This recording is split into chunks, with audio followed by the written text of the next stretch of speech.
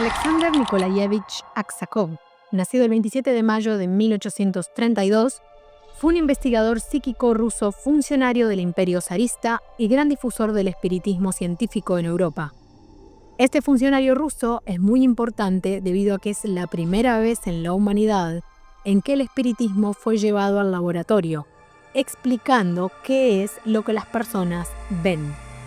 Nacido en una familia noble del Imperio ruso, había sido funcionario del Ministerio del Interior, políglota, lector de teología y traductor de obras de Emanuel Swedenborg, que para aquellos que no saben, fue el místico que aseguraba haber visitado el cielo y el infierno.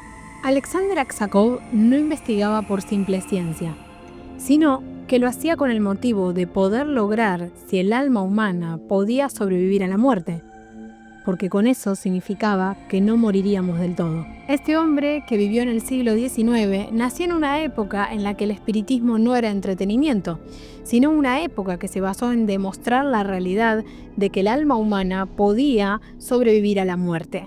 Alexander Aksakov no solo asistió a sesiones de mediums, sino que las escribió, las documentó, las analizó y llevó a cabo a lo largo de la vida los informes más extraños que la ciencia jamás aceptó. Su primer experimento, la desmaterialización parcial, llevada a cabo en Helsinki en 1893, con una medium llamada Elizabeth Hope, conocida como Madame d'Espérance. Durante una sesión controlada en completa oscuridad, la medium empezó a entrar en trance. Aksakov y sus colegas afirmaron haber visto cómo su cuerpo se desmaterializaba parcialmente. La mitad inferior de su cuerpo parecía desvanecerse frente a todos. Y de hecho, en su informe titulado A Partial Case of Desmaterialization of the Body of a Medium, Aksakov escribió: la medium permanecía consciente. Tocábamos la silla, el suelo, y no había nada allí, solo luz y la voz.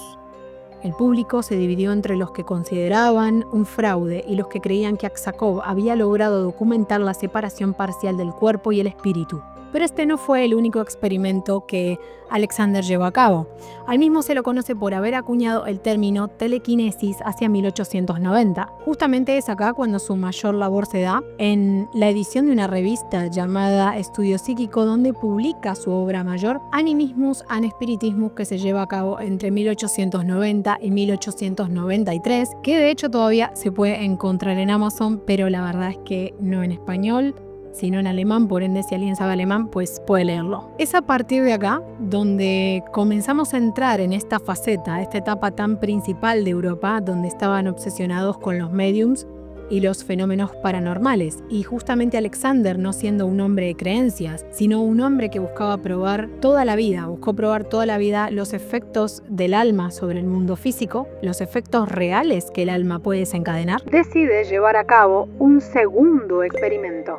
El segundo experimento que Alexander Aksakov llevó a cabo lo realizó con la medium italiana nacida en 1854 llamada Eusapia Palladino.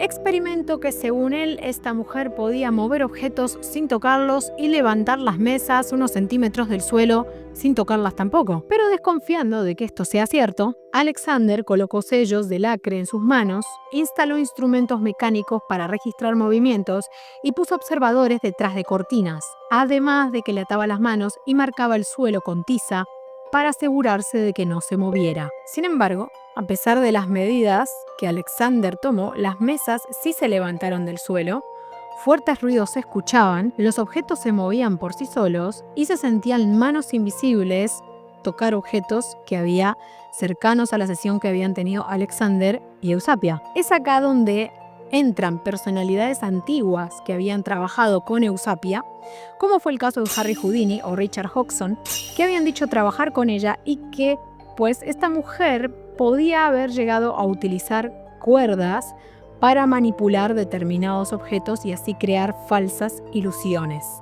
Pero en la sesión tan estricta que Alexander había llevado a cabo, incluso poniendo personas detrás de las cortinas para verificar si esto era cierto, no había explicación alguna de cómo es que las cosas se movían. Es a partir de acá donde él da lugar a este fenómeno como telequinesis genuina, que seguramente a través de películas o diferentes cosas que hayamos visto la podremos conocer por Carrie o simplemente por el simple significado de que hay personas que pueden manipular, mover objetos con la mente sin tocarlos. La telequinesis genuina, según Alexander Aksakov, es la capacidad de la mente o el alma de mover objetos sin contacto físico mediante una fuerza invisible que emana del propio ser humano. Aksakov en estos tiempos creía que esta energía provenía del principio vital o del alma, una forma de poder psíquico que podía influir en la materia cuando la emoción y la concentración alcanzaban un punto extremo. Eusapia Palladino no la defendió ciegamente, pero tampoco la trató de farsante. Él dijo que si bien esta mujer en ciertas ocasiones podía haber estado cansada o mal, probablemente era posible que utilizara determinadas cosas para recrear su show. Sin embargo, él admite que es posible que esta mujer en situaciones donde haya estado cansada o demás haya podido utilizar cosas sobre objetos para hacer creer que se movían y que era verdad. Pero que él confirmaba totalmente que esta mujer proyectaba energía mental, transformando esa energía en algo como fuerza psíquica que provocaba el movimiento de los objetos. Y que Eusapia, estando consciente o no, podía liberar esa energía para utilizar esa fuerza psíquica. Ahora, si nos salimos un momento de la vida de Alexander y nos ponemos a preguntar cuál es el trasfondo de Eusapia Palladino, quién es, cuál era la vida de esta mujer. Notoriamente tengo que decir que fue la medium más famosa que vivió entre finales del siglo XIX y principios del siglo XX. Y que entre los años 1905, 1906 y 1907 llevó a cabo 43 sesiones espiritistas. Su historia proviene de su propia madre fallecida en el parto y un padre asesinado. A los 12 años escuchaba sonidos en la noche, ojos en la oscuridad que decía que la acechaban y al dormir, según ella, unas manos invisibles le quitaban la manta de la cama. Sí. Bueno, a ver, todo esto parece ser digno de una imaginación de una niña que decía verlo y sentirlo. Pero una lista interesante de investigadores que dejaron huella, como Marie Curie, Charles Richet o Jean-Baptiste Perrin, debieron admitir que su mediumnidad era excepcional. Si quieren realmente conocer la vida de esta mujer, creo que eso es para un video aparte, porque realmente la investigación que pude hacer desde su niñez hasta su adultez realmente tiene una vida súper choqueante. Y no quiero irme del video, pero solo puedo decir que profesores de universidad tuvieron que asumir y decir que esta mujer realmente tenía la habilidad de mover objetos en algo que Aksakov luego le dio el término de telequinesis genuina, porque la telequinesis quizás ya existía, pero era estudiada en dichos tiempos, pero no tan conocida como hoy quizás todos sabemos lo que es, ¿no? De todos los hallazgos que Aksakov hizo, uno es la idea más revolucionaria, y justamente es que no todos los fenómenos espirituales son causados por fantasmas. Aksakov propuso que muchos provenían del propio poder del alma humana. Llamó esto a animismo, una fuerza mental capaz de proyectarse fuera del cuerpo y mover objetos, influir en otros o incluso crear apariciones tangibles. Decía que la mente es materia sutil y que bajo ciertas condiciones, trance, concentración, sufrimiento, podía salir del cuerpo y dejar una huella en el aire. Esta idea se convirtió en algo tan poderosa que es lo que dio base al término de la parapsicología, que ya existía hace muchísimo tiempo. Pero, si analizamos de dónde viene, viniendo del griego la misma el para, al margen de o más allá de, y psicología, el estudio de la mente o el alma. Lo que literalmente significa lo que está más allá de la psicología. Pero vamos a analizar un poco las teorías contemporáneas, las teorías que tenía Aksakov, viniendo del estudio actual que hay de la mente y de los fenómenos paranormales. ¿Hay alguna conexión que haya con los estudios contemporáneos de la mente humana? Alexander Aksakov era fiel creyente de que la mente humana no solo pensaba, sino que empujaba a la realidad. Él mismo decía que era una especie de energía sutil parecida a la electricidad que no podía ser medida por instrumentos humanos. Hoy la ciencia sabe que todo pensamiento es una especie de descarga eléctrica, una energía que atraviesa el cerebro y genera un campo electromagnético medible. Al menos desde los tiempos de Alexander a lo de hoy, hay algunas teorías que podríamos decir que coinciden. Si ese campo, multiplicado por la intensidad emocional, pudiera sincronizarse con la frecuencia resonante de los objetos, en teoría podría alterar su posición o movimiento.